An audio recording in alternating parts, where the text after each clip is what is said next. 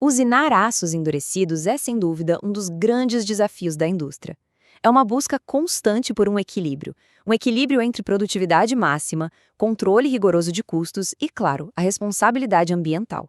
A pergunta que sempre fica no ar é: qual a melhor estratégia para lubrificar e refrigerar a zona de corte?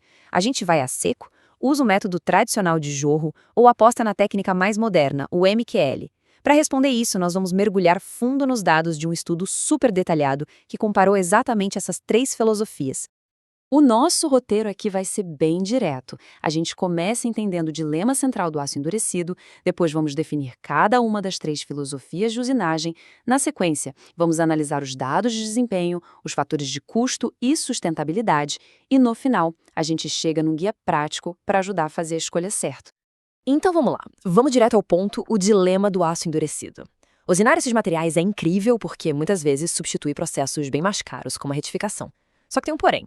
Isso gera um calor e um desgaste absurdos na ferramenta. E é aí que a indústria se depara com uma escolha difícil: forçar a produção, economizar com ferramentas que são caríssimas ou focar em reduzir o impacto ambiental e os custos que vêm com os fluidos de corte. E essa é a pergunta de $1 milhão que todo gerente de produção se faz. Onde é que está o ponto ideal? Será que dá para otimizar um desses fatores sem sacrificar totalmente os outros? É exatamente esse quebra-cabeça que as diferentes filosofias de lubrifrigeração tentam resolver. Pois bem, o estudo que a gente está analisando investiga três abordagens bem distintas para lidar com esse calor e atrito. Vamos entender cada uma delas. A usinagem a seco, um método convencional por jorro e a mínima quantidade de lubrificante que a gente chama de MQL. A abordagem mais simples, mais direta, é a usinagem a seco. Como o nome já diz tudo, aqui não se usa nenhum tipo de fluido. A vantagem é óbvia: custo zero com fluidos, zero preocupação com descarte e um ambiente de trabalho mais limpo. É a opção mais enxuta. Mas a grande pergunta é: qual o preço que a ferramenta paga por isso? Depois a gente tem o método tradicional, o clássico, o jorro convencional. Aqui a estratégia é outra: um volume enorme de fluido de corte. Nesse estudo, uma emulsão semissintática a 8% literalmente inunda a zona de corte. A função principal é dupla: primeiro, refrigeração massiva para extrair o calor da ponta da ferramenta e, segundo, lavar a área removendo os cavacos. É a solução de força bruta, muito eficaz, mas também a que mais gera resíduo e custo. E finalmente a gente chega na abordagem moderna, o MQL. E aqui a filosofia muda completamente.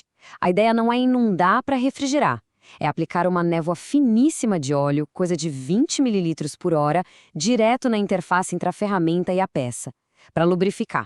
O objetivo aqui é atacar o atrito na sua origem. É uma técnica de precisão, muito mais ecológica e absurdamente mais econômica no consumo.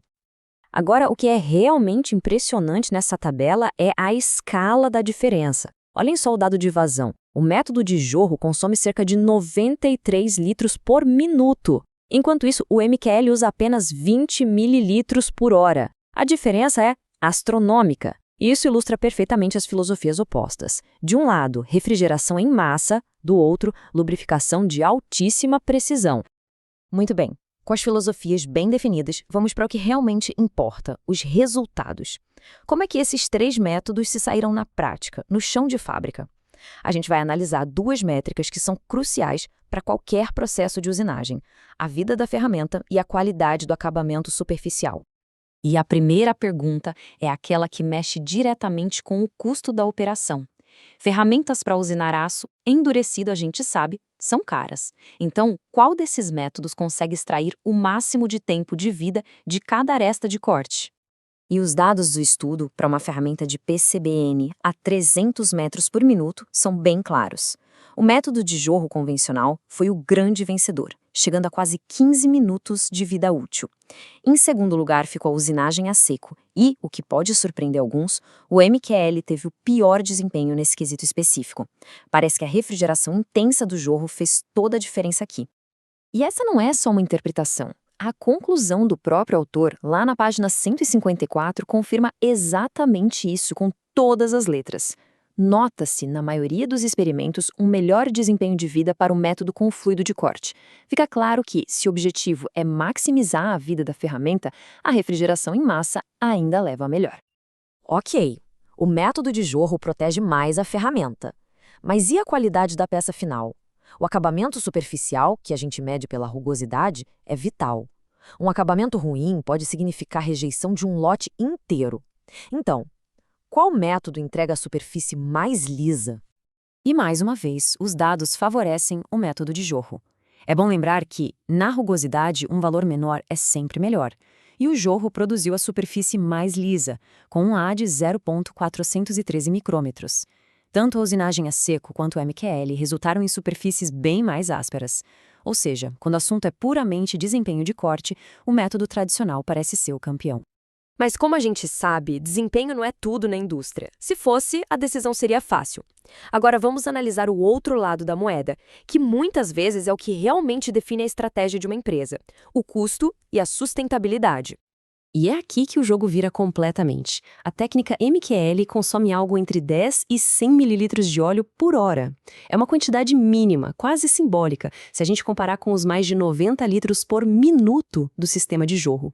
Isso representa uma redução de consumo que é simplesmente gigantesca. Essa redução brutal no consumo se traduz diretamente em economia. Conforme apontado na revisão bibliográfica do estudo, a usinagem com MQL pode gerar uma economia de até 15% nos custos operacionais totais. E isso não é só o custo de comprar o fluido, envolve também o tratamento, o descarte e a manutenção de todo o sistema. E para além da economia, os benefícios para o meio ambiente e para a saúde de quem opera a máquina são enormes. O MQL praticamente elimina o descarte de fluidos contaminados, utiliza óleos vegetais que são biodegradáveis, mantém o ar da fábrica muito mais limpo e reduz drasticamente os riscos de doenças de pele e respiratórias. Certo, já vimos o desempenho, o custo e o impacto ambiental. Agora vamos juntar todas essas peças. Como é que se usa toda essa informação para tomar a melhor decisão para uma situação específica? O processo é bem lógico e direto. Primeiro, é preciso definir qual é a prioridade número 1. É desempenho a qualquer custo? É a meta de sustentabilidade da empresa? Ou a ordem é reduzir os custos operacionais? Com a prioridade definida, basta consultar as evidências que a gente viu e selecionar o método que entregue exatamente o resultado desejado. Na prática, o que isso quer dizer? Bom, se a prioridade absoluta for desempenho, máxima vida da ferramenta e melhor acabamento possível, a escolha é o jorro convencional. Mas é preciso estar ciente dos seus custos e do seu impacto ambiental. Agora, se o foco for reduzir custos e o impacto ecológico, o MQL é a solução ideal, oferecendo um desempenho bem competitivo. E, finalmente, se a busca for pela simplicidade total e custo zero de fluido, a usinagem a seco é uma opção válida, desde que se aceite uma vida útil menor da ferramenta. No final das contas, a grande lição que esse estudo nos deixa é que não existe uma resposta única, não existe o melhor método para tudo. A escolha ideal depende inteiramente das metas de cada processo produtivo. É uma decisão estratégica que precisa equilibrar desempenho, custo e sustentabilidade. E isso nos leva a uma reflexão final. Sabendo de todos esses benefícios do MQL, qual seria o maior desafio para implementá-lo numa linha de produção real? Seria o investimento inicial no equipamento? A complexidade de integrar essa nova técnica a um processo que já existe? Ou seria a resistência cultural a uma mudança tão grande em relação ao método que todo mundo está acostumado? É uma pergunta para a gente pensar.